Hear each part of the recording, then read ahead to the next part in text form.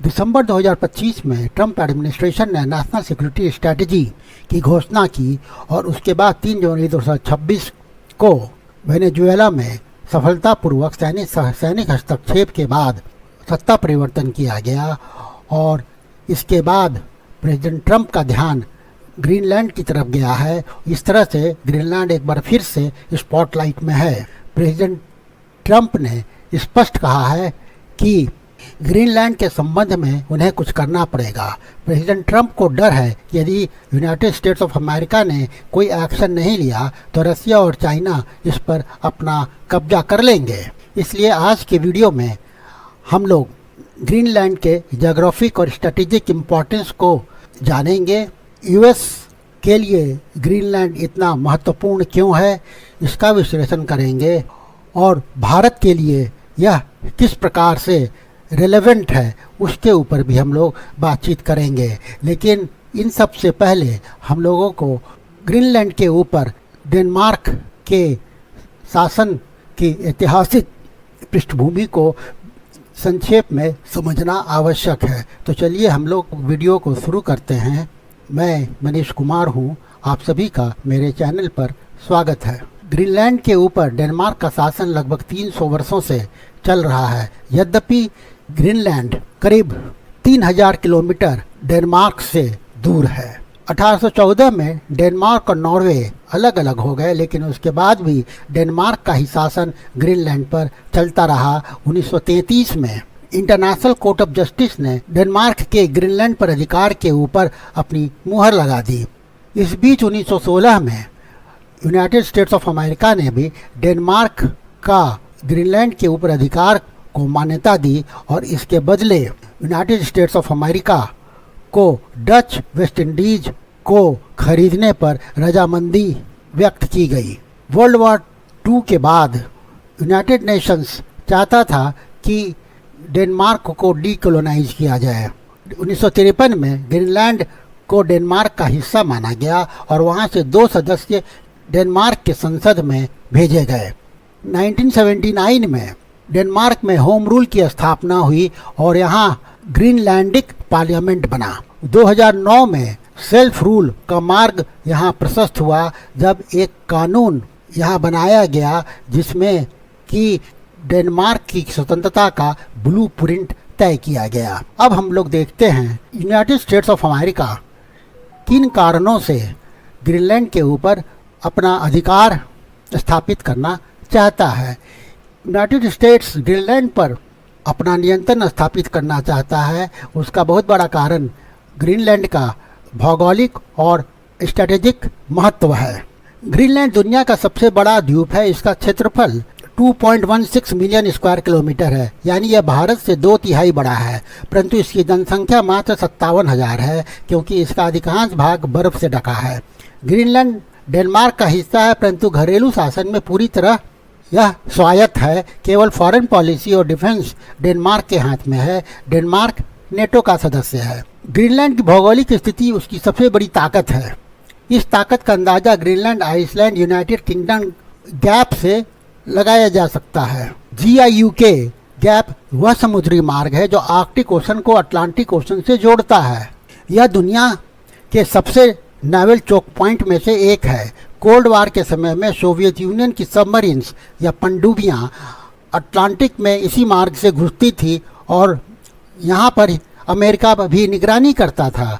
आज भी स्थिति वही बनी हुई है, लेकिन यदि अमेरिका ग्रीनलैंड पर नियंत्रण कर लेता है तो वह इस पूरे मार्ग को लॉक कर सकता है और इस तरह यहाँ पर नेवल डोमिनेशन USA का स्थापित हो सकता है। फिर क्लाइमेट चेंज के कारण आर्कटिक का तेजी से बर्फ पिघल रहा है, जिसकी वजह से 2 नए शिपिंग रूट्स खुल रहे हैं। ये 2 रूट हैं, नॉर्दर्न सी रूट जो रसिया के तट से होकर जाता है और दूसरा है नॉर्थ वेस्ट पैसेज जो कनाडा के आर्कटिक से जाता है। ग्रीनलैंड के इन दोनों रूट के ठीक बीच में स्थित है। दोस्तों, अभी एशिया से यूरोप तक सामान पहुंचाने में सुएज कैनाल के रास्ते जो समय लगता है, यदि आर्कटिक रुख से व्यापार किया जाएगा तो वह समय 40% तक कम हो सकता है। यह व्यापार की दुनिया को पूरी तरह से बदल देगा। जो देश इन रूट्स को कंट्रोल करेंगे वे देश ही 21वीं सदी का असली समुद्री महाशक्ति होंगे। ग्रीनलैंड का मिलिट्री सिग्निफिकेंस भी है, अर्थात सैन्य महत्व भी है। सैन्य दृष्टि से भी ग्रीनलैंड की अहमियत असाधारण है। अमेरिका का पिटुफिक स्पेस बेस, जिसे पहले थूले एयर बेस कहा जाता था, ग्रीनलैंड के उत्तर पश्चिम में स्थित है। यह अमेरिका का सबसे उत्तरी मिलिट्री बेस है। यहाँ से बैलिस्टिक मिसाइल की अर्ली वार्निंग प्रणाली काम करती है।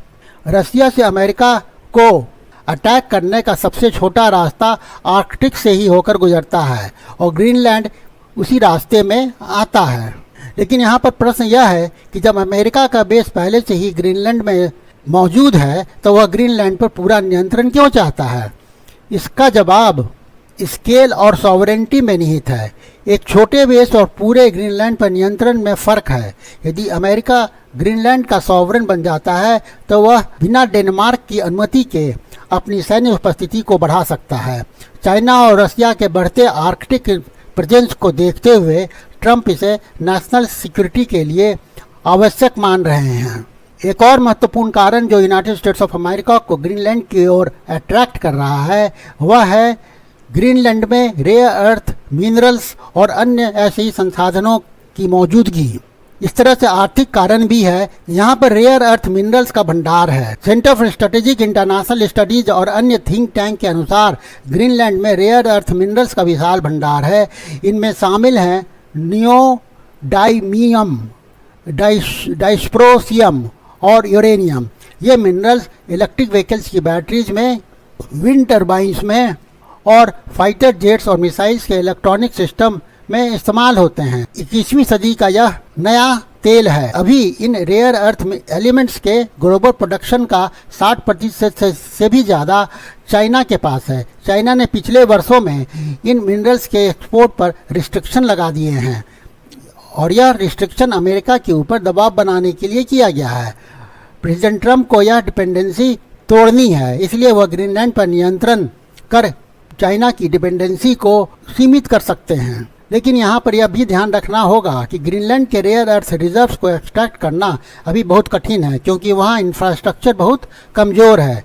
लेकिन लॉन्ग टर्म स्ट्रेटजी में यह गेम चेंजर हो सकता है। सबसे महत्वपूर्ण कारण जिसके कारण ट्रंप एडमिनिस्ट्रेशन ग्रीनलैंड के ऊपर नियंत्रण स्थापित करना चाहता है वह है आर्कटिक रीजन में रूस और चाइना का बढ़ता प्रभाव या उनकी बढ़ती उपस्थिति। रसिया और चाइना की आर्कटिक में बढ़ती सक्रियता तात्कालिक कारण बना है। रसिया ने पिछले एक दशक में आर्कटिक में अपने मिलिट्री बेस को 3 गुना बढ़ा लिया है। वह नॉर्दर्न सी रूट को रसिया का राष्ट्रीय जलमार्ग घोषित कर चुका है। रशियन न्यूक्लियर सबमरीन्स नियमित रूप से आर्कटिक के नीचे गश्त कर रही हैं। उसी प्रकार से चाइना ने भी स्वयं को नियर आर्कटिक स्टेट घोषित किया है, जबकि भौगोलिक दृष्टि से आर्कटिक चाइना से हजारों किलोमीटर दूर है।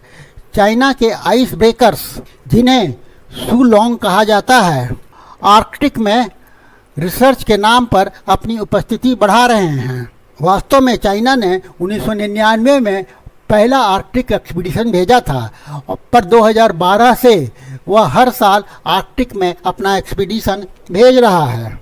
ट्रंप ने कहा भी है कि ग्रीनलैंड के आसपास हर तरफ रशियन और चाइनीज जहाज हैं और इससे ट्रंप एडमिनिस्ट्रेशन की चिंता बढ़ती जा रही है। इसका मतलब यह है कि ग्रीनलैंड का मामला केवल एक द्वीप का नहीं है, यह 21वीं सदी के आर्कटिक डोमिनेशन की लड़ाई है। जो देश आर्कटिक के ऊपर कंट्रोल करेगा वह व्यापार, मिलिट्री और रिसोर्स तीनों में आगे रहेगा।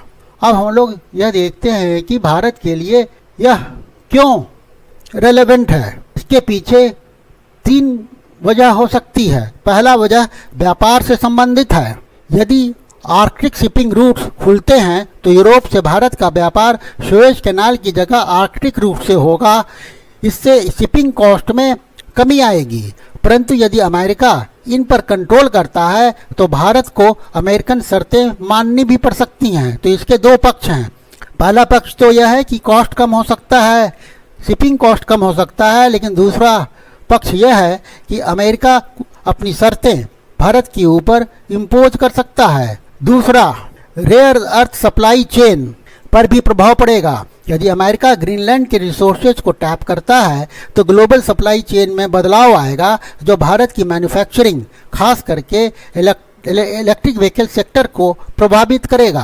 और तीसरा, नेटो कमजोर हो सकता है। यदि ट्रंप, डेनमार्क जो कि नेटो का सहयोगी देश है, अगर ग्रीनलैंड पर किसी भी तरह की कार्रवाई करके उस पर अपना नियंत्रण स्थापित करते हैं तो इससे नेटो कमजोर हो सकता है और इस तरह से वेस्टर्न ब्लॉक की एकता टूट सकती है। इससे भी भारत की मल्टी अलाइनमेंट की नीति को मजबूती मिलेगी। भारत अमेरिका और रसिया दोनों के साथ संतुलन और अच्छे से बना सकता है।